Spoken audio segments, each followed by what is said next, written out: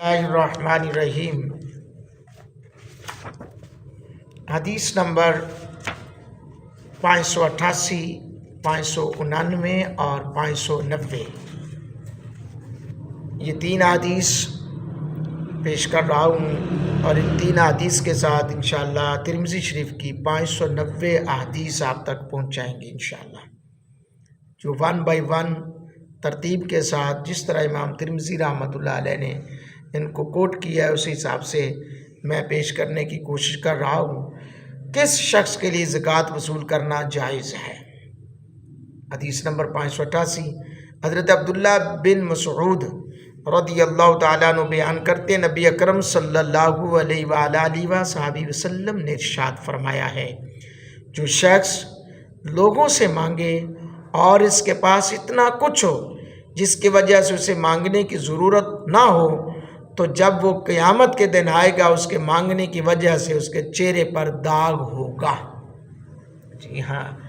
یہ عموماً لوگ مانگ رہے ہوتے ہیں، یہ بہت قیامت کے دن اس حوالے سے بڑی وعید آئی ہے۔ حضور نے فرمایا کہ وہ جو بلا وجہ مانگنا، اور کیونکہ بغیر محنت کے یہ مال ملتا ہے تو ہم اس چیز کو بغیر پرکھے سوچے سمجھے دے دیتے ہیں، یار کوئی بات نہیں۔ تو حضرات گرامی قدر، بزرگوں کا تو یہ بھی قول ہے کہ مچھلی پکڑنا سکھاؤ نہ کہ مچھلی دو۔ قرآن و سنت میں زکوٰۃ کے ہر پہلو پر تفصیلی روشنی ڈالی گئی۔ لوگ دو قسم کے ہیں، نمبر 1 اغنیاء، نمبر 2 فقراء۔ اسلام نے اغنیاء کے اموال میں زکوٰۃ کی ادائیگی ضروری قرار دی اور فقراء میں تقسیم کرنے کو حکم دیا تاکہ اموال منجمد نہ ہوں اور فقراء بھی اس سے استفادہ حاصل کر سکیں۔ وجوب زکوٰۃ کی شرائط یہ ہیں: مسلمان ہونا، بالغ ہونا، عاقل ہونا، آزاد ہونا، مالک نصاب ہونا، مال نصاب کا مکمل مالک ہونا، نصاب کا دین یعنی قرض سے فارغ ہونا، نصاب کا حاجت اصلیہ سے زائد ہونا۔ زکوٰۃ کے مصارف یہ ہیں: فقیر، مسکین، عامل، رقاب یعنی غلام آزاد کرنے کے لیے، عازم، غارم یعنی مقروض کا قرضہ ادا کرنے کے لیے، فی سبیل اللہ جہاد کے لیے، مؤلفۃ القلوب یعنی اسلام کی طرف راغب کرنے کے لیے، ابن السبیل مسافر،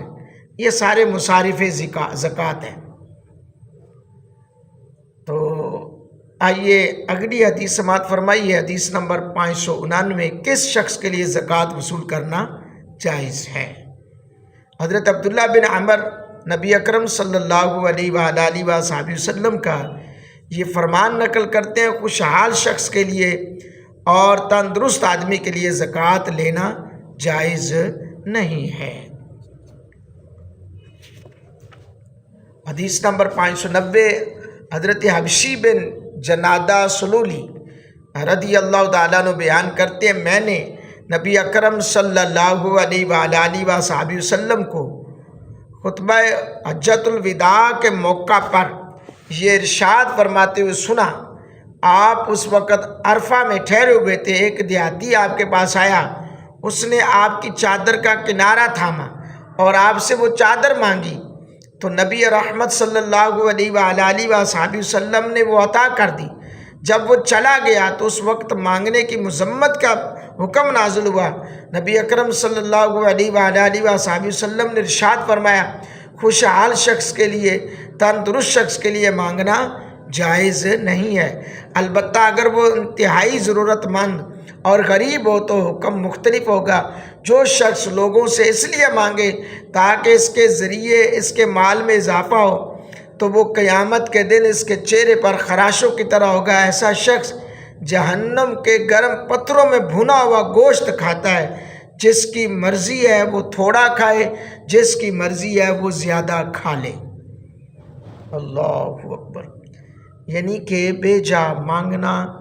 مال کا اضافہ کرنے کے لیے ہاں کوئی ایسی بندہ پریشانی میں مبتلا ہے، اور ویسے بھی سفید پوش جو ہوتا ہے وہ عموماً جو ہے وہ اسی چیز کی وجہ سے پیچھے ہوتا جاتا ہے کہ وہ کسی سے مانگتا نہیں ہے، اور ہماری جو نظر ہوتی ہے معاشرے میں، ہر چوتھا بندہ دکان پہ بیٹھا ہو دکاندار، وہ روز اس نے باقاعدہ سکے رکھے ہوتے ہیں، اور وہ کوئی بھی مانگنے والا آ رہا ہے اس کو 2 روپے 5 روپے 10 روپے وہ دیے جا رہے ہیں۔ ٹھیک ہے دینا چاہیے، لیکن اتنا ضرور ہے کہ دیکھ کر دیں، تاکہ اگر آپ کے پاس کوئی مستحق کے ایک ہی آگے نا سارے دن میں، آپ اس کو جو 10 کو 100 دے رہے ہیں 10 روپے کر کے، تو وہ اکیلے کو 100 روپیہ دے دیں، تاکہ وہ مستحق جو ہے وہ اس سے فائدہ حاصل کرے۔ اور خدا گواہ میں اپنی زندگی کا آپ کو جو ہے کہ گزرا ہوا میری زندگی کے ساتھ یہ واقعہ ایسا ہوا ہے کہ کئی ایسے لوگ ہیں، اور ایک دو کو تو دینے کے لیے گئے تو وہ بندے اور وہ لوگ وہ خاص کر اتنا خوش اور اتنی دعائیں دیتے ہیں کہ پچھلے دنوں جب کرونا آیا یا سیلاب آیا تو ان معاملات میں جب کیونکہ سیلاب زدگان میں الحمدللہ میں از خود، آپ دوست جانتے ہیں، از خود جا کر پوری گاڑی جو ہے نا لوڈ کر کے لے کر گئے، اور ان حقداروں تک جب ان کا حق پہنچا گھر میں، گھر کی دہلیز میں، کہیں لائن نہیں لگنی پڑی، کہیں ان کو دھکے نہیں کھانے پڑے، تو وہ جب ان کے گھر تک راشن یا جو بھی نقدی کی صورت میں پہنچا نا، تو وہ بڑے لوگ خوش اور دعائیں دے رہے ہوتے ہیں، اور وہ جو خوشی ہے نا وہ آپ کے لیے بڑی کامیابی کا راز ہے۔ اور جن لوگوں نے آپ عموماً رمضانوں میں ایک بندے نے اگر بانٹنا ہوتا ہے کوئی 100 تھیلا یا 200 تھیلا، تو وہ پہلے کو 2 ہفتے سے لوگوں کے اندر واویلا تشہیر ہوتی ہے، اور پھر لائنیں لگ جاتی ہیں،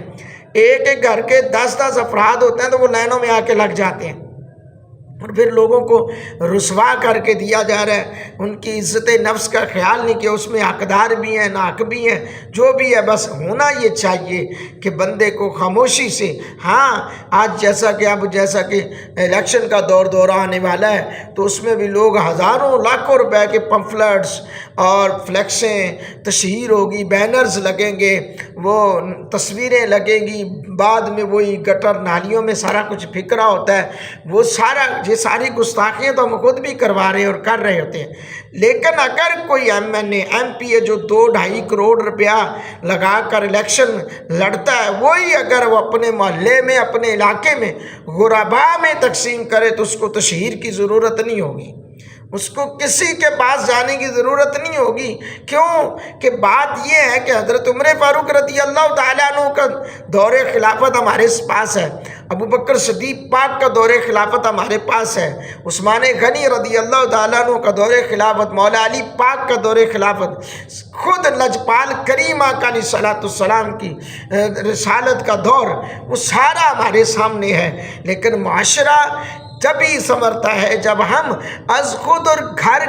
یہاں یہ ہوگا، اب الیکشن کا دور ہوگا، بریانیاں پک رہی ہیں، وہ لوگ چچور پن کرنے والے لڑکے محلہ ماشاءاللہ وہ سارا دن وہ ڈھول کی تھاپ ہو رہی ہے، گانے بجائے جا رہے ہیں، نغمے لگ رہے ہیں، وہ ہزاروں روپیہ ایک دفتر والے کو دیا جاتا ہے، تو وہ کیا ہوتا ہے؟ حقدار تک حق نہیں پہنچ رہا، اور ہم یہ ناحق کی ایسے پیسہ لٹا رہے ہیں، تو ایسا نہیں کرنا چاہیے۔ اور میں آپ دوستوں سے گزارش کروں گا، جتنے بھی دوست یہ سن رہے ہیں، دیکھ رہے ہیں، کہ اس بات پہ غور کریں، اور اپنے جتنے بھی کینڈیڈیٹس ہیں، آپ کاش اگر ان میں سے جو الیکشن کا شوق رکھتے ہیں وہ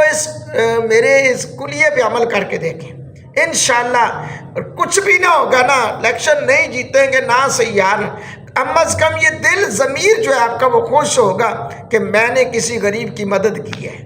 انشاءاللہ، اور وہ دعائیں جو ہے وہ بندے کو کامیاب کر دیتی ہیں۔ اللہ پاک ہم سب کا حامی ہو، ناصر ہو۔ انشاءاللہ کل پھر ملاقات ہوگی درس ترمذی شریف کے ساتھ۔ اللہ پاک ہم سب کو دین کی صحیح سمجھ عطا فرمائے، آمین۔